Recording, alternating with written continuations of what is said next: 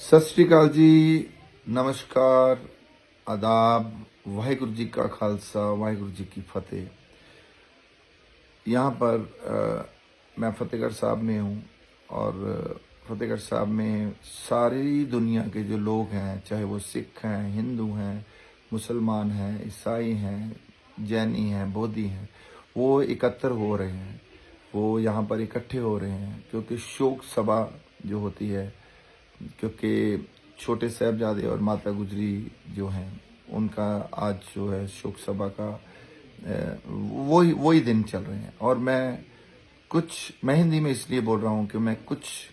संतों का, कुछ कारोबारी लोगों का, कुछ मित्र प्यारों का, कुछ विद्वानों का धन्यवाद करना चाहता हूँ जो पंजाब से बाहर बैठे हुए हैं,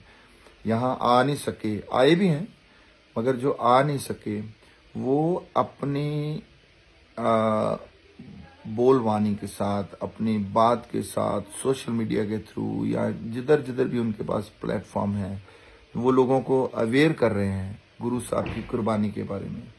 क्योंकि मुझे लगता है कि हम भी कई बार इतनी बड़ी बात नहीं करते, इतनी अवेयरनेस नहीं फैलाते जो जितनी बाहर के लोग जो हैं, जिन्होंने गुरु साहब के बारे में पढ़ा है, गुरु साहब के बारे में जानते हैं, गुरु साहब की बानी को पढ़ते हैं, गुरु साहब की जीवनी को पढ़ते हैं, इन किरदारों को पढ़ते हैं, तो वो अवेयरनेस फैला रहे हैं। उनका मैं धन्यवाद करता हूँ, बहुत बहुत मेहरबानी है। और दूसरी बात यह है कि ये अवेयरनेस हमें भी, साढ़े पंजाब ਨੂੰ भी ਇਹ ਅਵੇਅਰਨੈਸ ਜਿਹੜੀ ਹੈ ਲੋਕਾਂ ਤੱਕ ਪਹੁੰਚਾਉਣੀ ਚਾਹੀਦੀ, ਖਾਸ ਕਰਕੇ ਆਪਣੇ ਬੱਚਿਆਂ ਤੱਕ। ਅੱਜ ਸ਼ਾਮ ਨੂੰ, ਚਾਹੇ वो किसी भी धर्म ਦੇ ਹੋਣ, ਅੱਜ ਸ਼ਾਮ ਨੂੰ बैठ के अपने बच्चों ਨੂੰ ज़रूर दसो कि गुरु साहब के परिवार की कुर्बानी जो है वो हमें क्या देती है, हमें क्या सिखाती है। हमें सबसे बड़ी बात है कि हमें गुरु गोबिंद सिंह महाराज जी से किरदार सीखना चाहिए कि किरदार क्या होता है। छोटे साहबजादों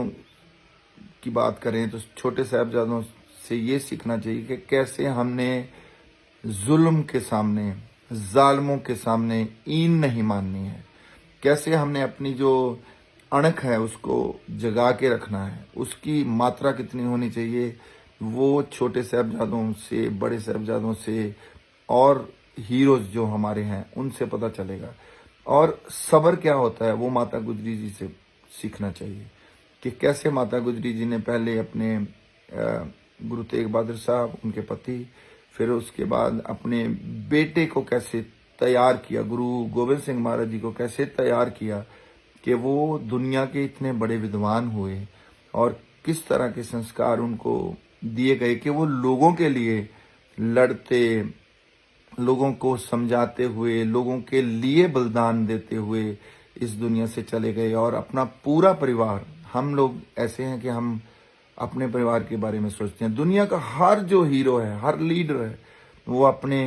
परिवार के बारे में पहले सोचता है कि मेरे परिवार को कुछ आँच नहीं आनी चाहिए। आप हिस्ट्री पढ़ के देख लो कि जितनी भी शहीदियाँ हुई हैं सब लोगों ने अपने परिवार बचाए हैं पहले।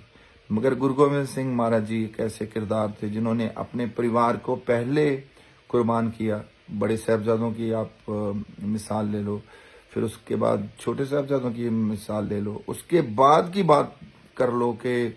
कैसे गुरु साहब सब कुछ कुर्बान करके भी एक जफरनामे के थ्रू, एक चिट्ठी के थ्रू कैसे औरंगजेब को मेंटल करते हैं, कैसे उसको उसका जो संतुलन है, दिमागी संतुलन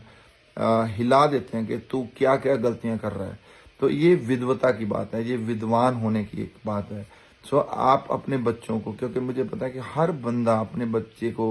चाहता है कि वो किरदार का बड़ा हो, वो इज्जतदार हो, उसमें सब्र हो, उसमें संतोख हो, उसमें निम्रता हो। ये तो गुरु नानक साहब से शुरू हो जाती है निम्रता। तो गुरु गोबिंद सिंह महाराज जी, मोहब्बत प्रेम, जिन प्रेम की तिन ही प्रभ पायो। तो हर तरह की जो चीज़ है, हर तरह का जो एक प्रैक्टिकली आपके जीवन का जो साइकिल है, सर्कल है, उसको कंप्लीट करते हैं गुरु गोबिंद सिंह महाराज जी। सो अपने बच्चों को ज़रूर सिखाइए, अपने बच्चों को ज़रूर बताइए